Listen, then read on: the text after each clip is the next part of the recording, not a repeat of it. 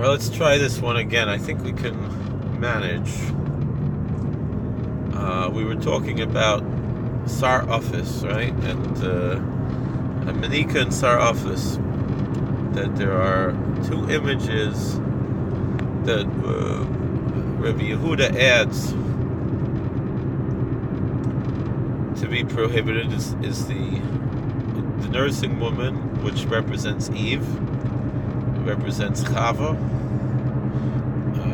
who nursed the whole world, who gave birth to the whole world. Sar Office al Shem Yosef Shesar Umephis is Kolam Kulai.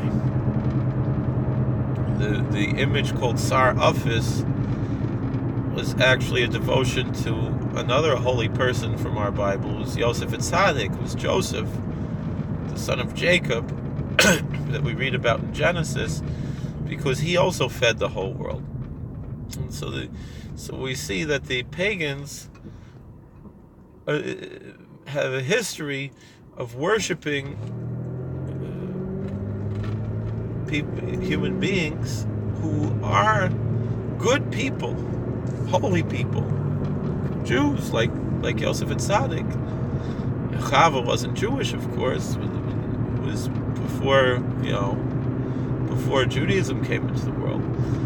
But that our figures from Genesis, great men and women of the Bible, were worshipped by the pagans.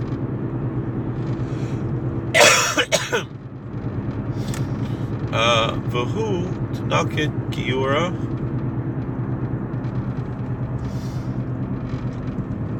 V'Chayil. And how now we could figure out that we're talking about the devotion to an image of Chava, of Eve, the first woman, with an image of a nursing woman. But how do you identify this Sar Office? Some say Sar Ephes.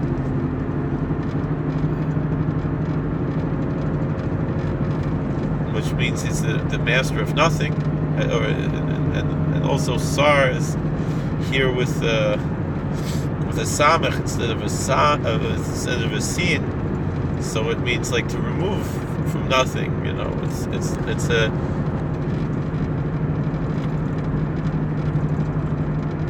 But the point that we're saying here is that how do you figure out that an image is an image of Yosef and Tzaddik? What kind of image was this Sar Office which meant to be an adoration of one of our holy people, but is not deserving of worship the way that the pagans worshipped him? And the answer is that if you see an image, again, this is an ancient time, so we don't have such things today, although it's possible that there might be some ancient idols like this that still remain. I don't know. I've never seen such a thing in a book or a museum, but it would be a man who is holding a measuring tool, let's say something like a ruler or measuring stick, and he's measuring, or maybe holding a scale and measuring. We know the image of justice that's often portrayed is a woman with her blindfold holding scales. So that's not the Sar Office, clearly. More likely to appear, and even just holding the measuring stick and not measuring does not indicate it's Sar Office, that it's this idol. And what about this, the Manika, the nursing woman, who represents Chava, represents Eve, the Nakta, Beit, the Kamanika. That specifically that she's holding a son child, we assume it's a boy child, and nursing him. And that's an image of, that's a worshipped image that's prohibited. Perhaps this has, also the male and female aspects have similarities in modern day religions as well. So let's go further. Weiter. We have what we were discussing and we were looking forward to, I would say, even in a sense, is this discussion of the dragon. So Tan Rabbanan Ezahu Suras Draco. So the rabbis taught in the Brisa what image is considered the image of the dragon that is prohibited. What kind of dragon particularly? There are many dragons. So how do we define the dragon? That's which dragon was used in pagan worship.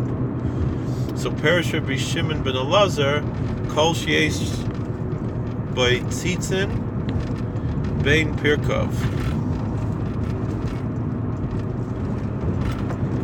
And so he says any reptilian figure, a snake, a nachash, right? That has tzitzin between its spines, between the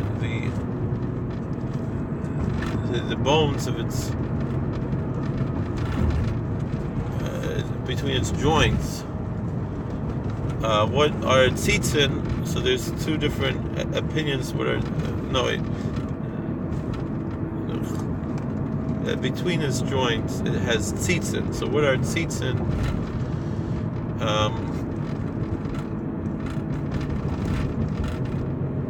Some say it means fins, and some say it means hairs. Something like hairs, or it could be also. It makes me think of the pictures of the Chinese dragons that appear to have hair-like protrusions coming out of them.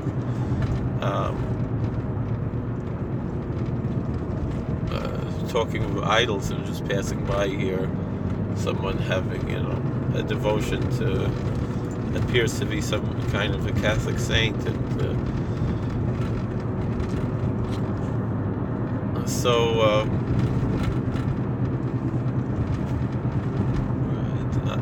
out on their lawn. So a dragon that's prohibited, is one that has either fins or hairs. It's not clear, between its joints, between its bones of its spines.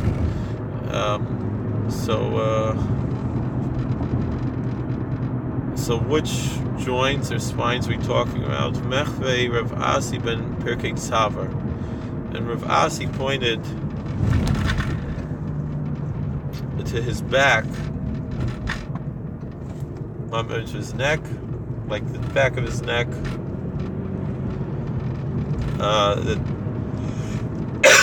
If they have the spines along the back, that's what's prohibited. Yeah. And those are the prohibited images of the dragon. And Rabbi Chama, Rabbi Chanina halacha, Rabbi Shimon Elazar. Rabbi Chama Chanina said that the halacha, the law, is that the only dragon that's prohibited is this one that has these protrusions coming out of its back, particularly that are either fins or hairs. And we mentioned before how the Rav Bartanura brings that it's a min nachash. Rashi brings as well. It's a type of a snake or tanin or some type of reptilian figure, and it has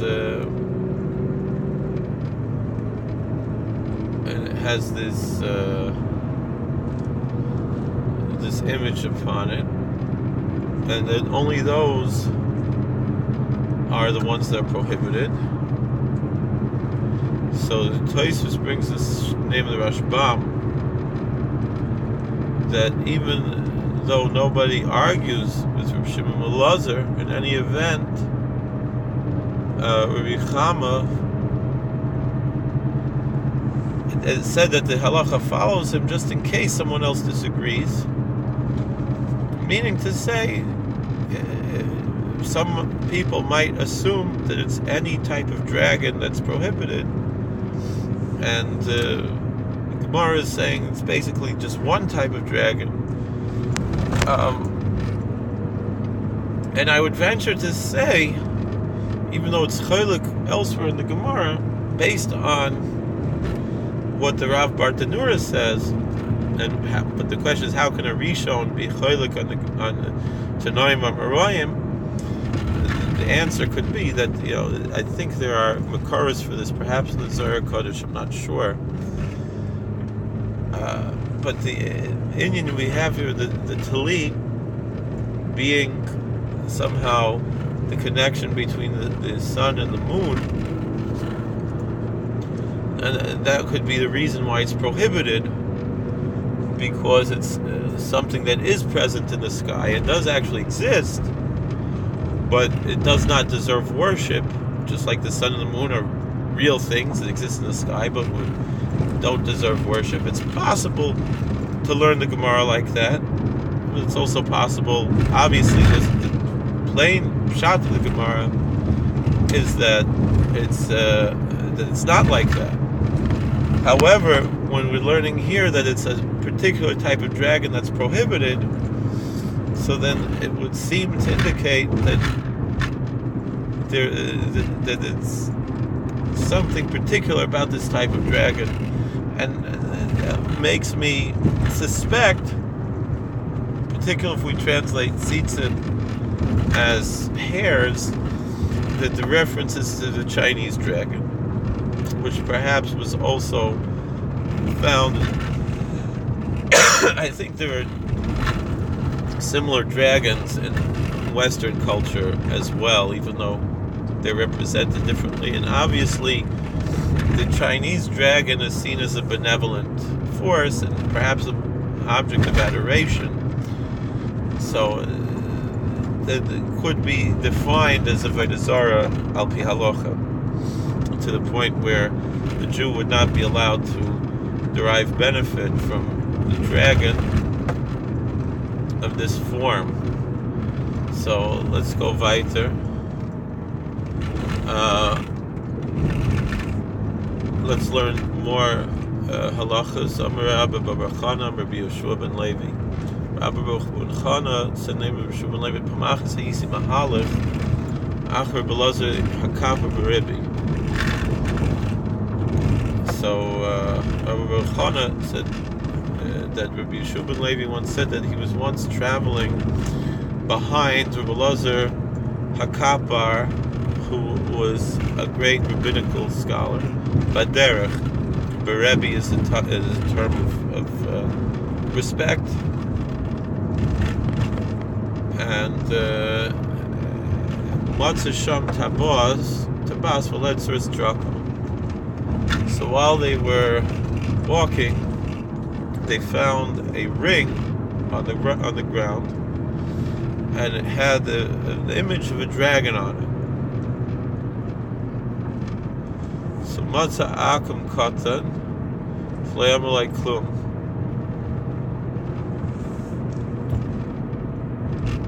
So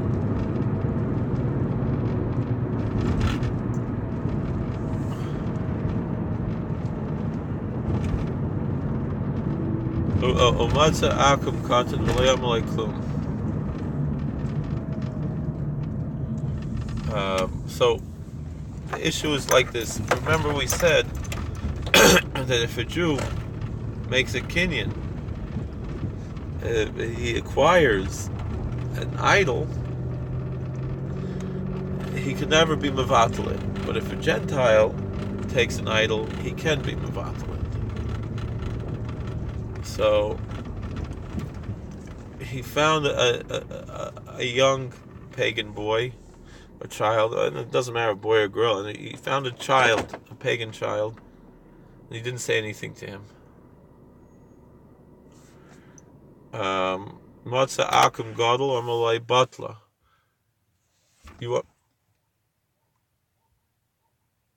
He found an adult pagan, and he told him to. So he didn't talk to the child because the child doesn't have the power to be mevatel Avodah Zarah, to nullify an idol.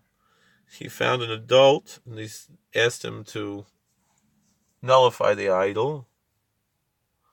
Lebatla, and he refused. Starei uvatla. Rabbi Elazar Kapar gave him a little hit, and then he was mevatel the idol, and then it was no longer an idol. So then he was allowed to pick up the ring, whether he wanted it for a ring or he wanted to melt it down or get the money that's worth. So Shma Mina Tlas, you learn 3 laws from this story. Shma Mina Akum Avatal Akum, Shaloi V'Shel Chavere. We first learned that a Gentile, any Gentile, can nullify any idol, doesn't have to belong to him, whether it belongs to him or not. Shma Mina Yodei B'Tiv Akum B'Shem Avatal.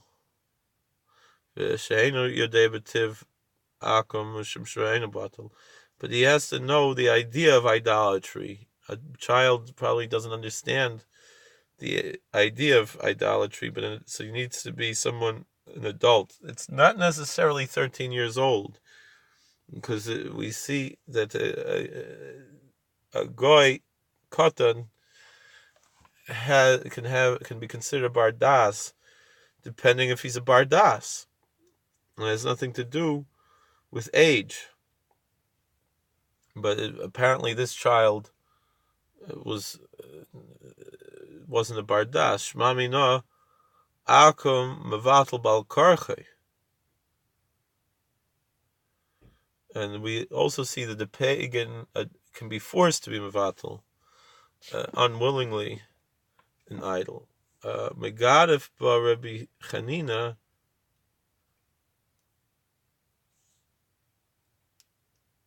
So Rabbi Chanina said, why do you need this? It's already lost.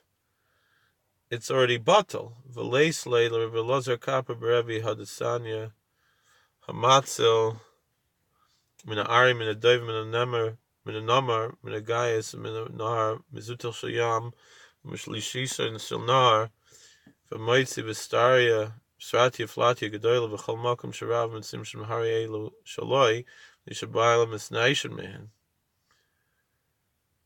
So doesn't Rabbi Elazar Hakapar Berevi hold like this Mishnah that if someone rescues something that belonged to someone else from a lion or a bear or a leopard or from soldiers or from a river, from a sea storm or a river that's overflowing, or he finds it some item in the street that a lot of people are walking, or any place where people are, it belongs to him because the owners already gave up hope from having them. So Merbayan Ahida Mina Miyayish Misur Mi Miyayish.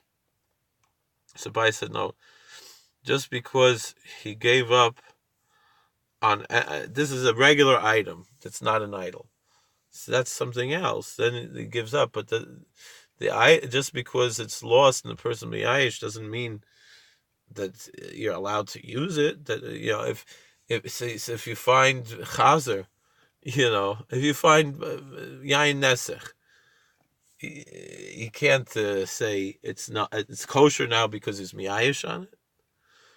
So why would the idol be batal just because that? Meimer Amar Yaakam Mashkachla Maflich Palchela Yisrael Mashkachla I did the Meh Yakaran Mazavan La Laakum Ufalachla. So we could say if a Gentile finds it, if a pagan finds it, he'll worship it, the idol. If a Jew finds it and he sees that it's valuable, he'll sell it to the pagan, and the pagan will worship it. What about the Sheva Mitzvahs B'nai Noach? You're not allowed to do that. It's another thing about taking the gold, but that's you have to mevatel it. So we have something else in the Gemara. Tanan Hasam. We have a Mishnah in Rosh Hashanah. The Musuris Levanos, Heiler and Gamliel, Beliasai, Betavla, Bekoisel.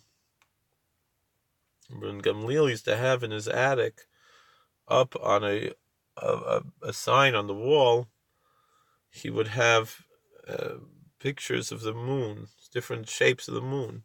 Shemara said yoitis from like a hazerisim, because when they were reporting whether or not they saw the new moon, he would ask them, "Did you see this shape, that shape? What shape did you see?" Especially people who are not so learned. Mishari, how could he make a picture of the moon? Remember, we said you're not allowed to make pictures of the moon and the sun.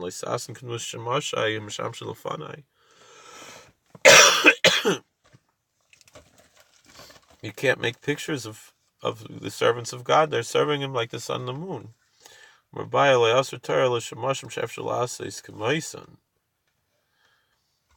So Baya said, no, it's only if you're able to actually make something that looks exactly like what you have. So even things in our temple, which you're not allowed to make outside of the temple. You could make it your own temple. You're not allowed to.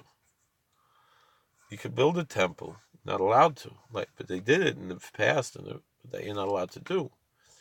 But you can't make your own sun or moon. It's not the same as the real sun or the real moon.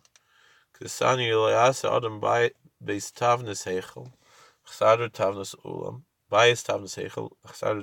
person's not allowed to build a model of the temple and the exact measurements, a house that looks like the temple, a building that looks like the ulam of the temple, the main building, the main chatzah tavnas Zarah. You can't make a courtyard like the temple courtyard. Shulchan tavnas shulchan. You're not allowed to make a table that looks like the table in the temple. Menorah tavnas menorah. You're not allowed to make a candlestick that's like the menorah in the temple. But you are allowed to make a menorah that has 5, 6, or 8 branches, just not 7. But a 7-branch menorah you can't make even out of other metals, even though the menorah in the base of Mikdash was made out of wood. It was made out of gold. You cannot make it out of silver or something else. And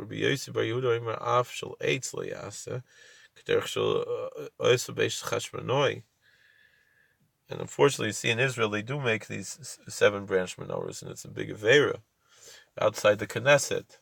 It's a big Avera what they have there. I saw in the old city, they said that they built for the Beis HaMikdash. And they plan to use in the Beis HaMikdash. I don't know if they still have that there.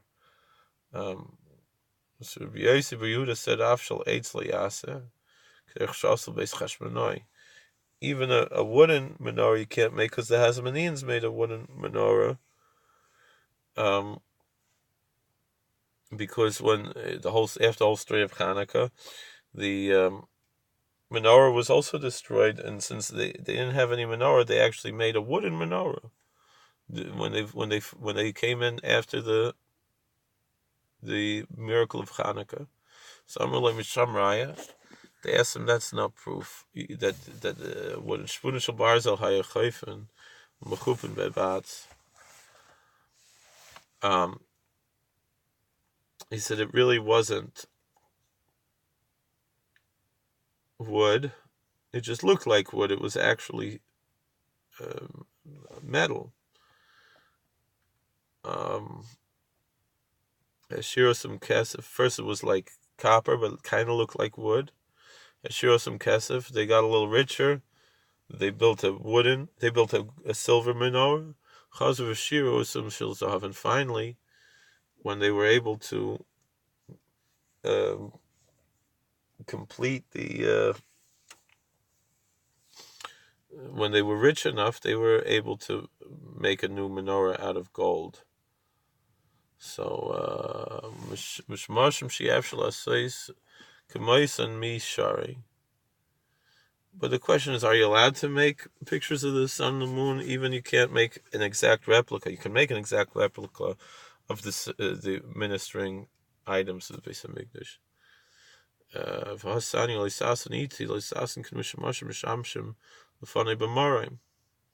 It specifically says not to make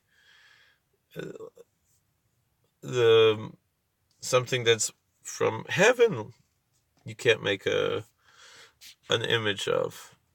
So it's not just we're not talking about just the items from the temple. We're talking about the sun and the moon, which you can't actually make a real sun, a real moon. So Amarbaya, Nasatara, Labudamus, Arbapanim Badadadade. So Baya said, when it says the servants on high, it's talking about in the first chapter of Ezekiel, the image of the chariot, and you can't have the four faces all together. The ox, the human, or the cherub, the eagle, or perhaps the vulture, and the lion. Those four you can't make together. And that's why we said the lion by itself you are allowed to make. So miyata parts of Adam l'chudei tishrei. So that would seem to indicate that the face of a human alone you are allowed to make. Al matanya kol partzufis mutarin chutz mi parts of Adam. But we learned that you're allowed to make any face. You can make even, like we said, a lion or an eagle or something, but you're not allowed to make a human face. Amar Rav Huna, Breder Rav Yehoshua Mipirkei. So Rav Huna, the son of Rav Yeshua, said in his sermons, his public sermons, that Abaya Shmiel Leisasun Iti Leisasun Oisi. Because it says, don't make with me, it says you shouldn't make a picture of me. And even though God does not look like a human being, but he appears in the image, God has no actual image. But the prophets, this is how the Ran understands, the prophets saw images of a human image that represented God in their vision, even though it wasn't God that they saw, as a representation of God that they saw in the image. And that you're not allowed to make. The Ritva also understands that we were made in the image of God. So to make an image of a human is taking the image of God. So Shari.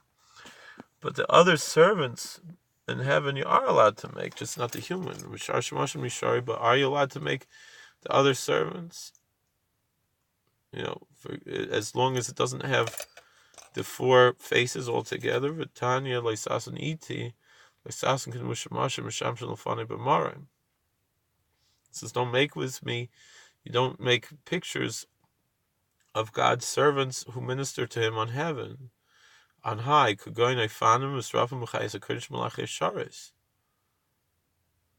example, you're not allowed to make pictures of the wheels and the fiery angels, the seraphim, and the holy living beings, and the ministering angels.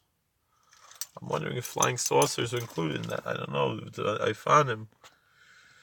The Ran writes that the Malachi Ashares, or even all of these different images that we're not allowed to make, are an image of a human being with wings. That's the angelic form. I don't know if it means all four of these, or just the Malachi Ashares. So that the ministering angels have human form, and they have wings. So Marbaya le Asr Torah Shmashim Shemavador Elian. So Baya said the only prohibited pictures are those that serve God on the highest heaven, the seventh heaven, the seventh firmament, which are the Ophanim and the Seraphim, the Chayes HaKodesh and the ministering angels. However, the sun, the moon, constellations are the lowest level. They're in the second firmament. I wanted to make a video discussing this topic of the firmament, but I would like to do more research on it. But are you allowed to make images from the second firmament? Or as we would understand from the known universe, probably is how we would learn it, or from our solar system, or our galaxy is perhaps how we would learn it. Are you allowed to raise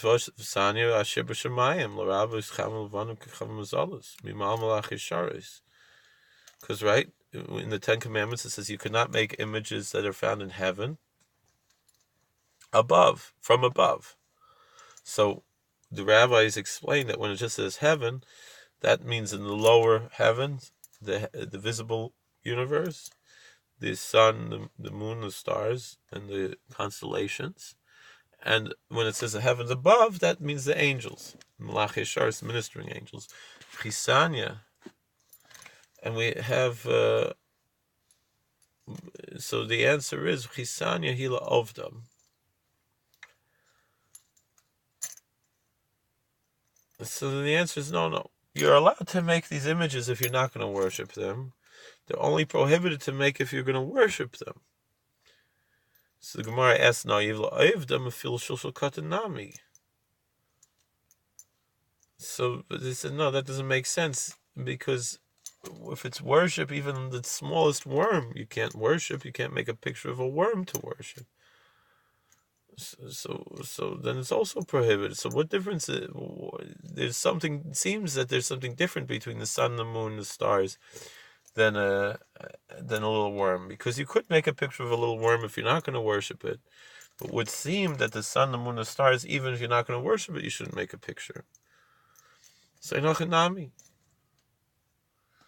he says, no, you're right. You're not allowed to make a picture of a little worm and worship it. We take that out from the end of the scripture, meaning it's all the same scriptural source. The San Yeshiba Aretz, L'Rabbis Yemen Haras Harmagvoyes. That you can't make an image in the earth of seas and rivers and mountains and hills. Mitachas, from underneath, L'Rabbis Shilshal Katan. You can't even make a little worm. Benasis Gridsa, Mishari, but are you allowed to make it for decoration? Vasanya, we learn Leisasaniti. Don't make with me Leisasan Kanushimashim Shamshal Fani Bamarim. Don't make images that serve me in heaven. Like the sun, the moon, the stars, and the constellations. Shiny Rabban Gamliel. Rabban Gamliel has a different. So how could Rabban Gamliel have a picture of the moon? So Rabban Gamliel is different. He had someone else make it for him. And even though you're not allowed to make it, but once it's made, you're allowed to keep it, particularly if a Gentile made it not for the sake of worship. For Rabbi Yehuda, the Chem Asalai. So then if that's the case, why did Rabbi Yehuda have an issue with the ring if someone else made it? Rabbi Shmuel, Rabbi Yehuda Shinana, Samene Dedan.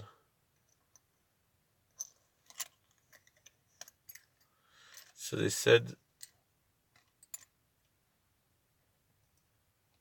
so Shmuel said to his student, Rabbi Yehuda, he said, you're very smart. Cut off a little bit of the eye, then it's okay. Hasam b'chois my bolet mishum chashda.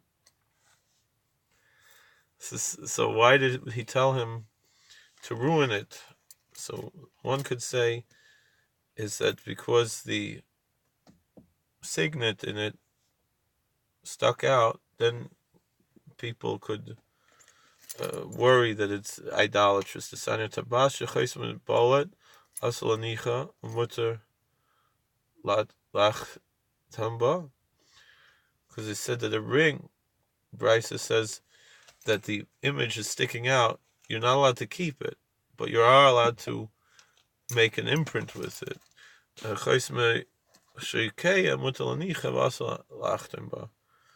But if it's indented, then you are allowed to wear it, but you are not allowed to stamp with it, especially like in clay that's going to make the form. Who's worried that they're going to worship if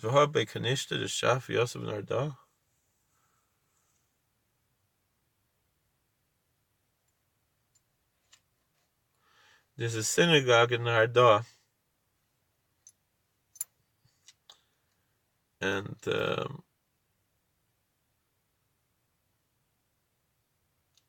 Oikme Bay on Darata of Havo Isle Bay, and they had a statue of the king they brought into the synagogue. Rav Shmuel Avodah Shmuel Levi Matzli Fleichash Lachashta. Rav Shmuel and Shmuel's father and Levi, they all davened there. Matzli Begvai Vleichash Lachashta. No one had a problem davening there because nobody worshipped the statue. It was just there for decoration. Rabbim Shiny Ha Rabbim Gamlil Yachid Hava Kevin the Nasi who Shchichi Rabbim Gabayim. So the public, there's a large public that's different. And even Rabbi Gamliel, he was by himself, but since he was the Nasi, he was the president, he was the prince, a lot of people were there. Others say that the actual moon pictures were in pieces, and he only put them together to show the people, but he didn't have them there all the time. Shiny. And some say that if it's only for educational purposes, it's different. It's clearly not for educational purposes and not for worship purposes. The Sanya Salamed Lasais, when it says don't learn to do these things, you can't learn to do idolatry, but you can learn about idolatry in order to understand it and teach other people how to stay away from idolatry. Alright, it's very late. This is where we're going to stop for now, and then we're going to continue.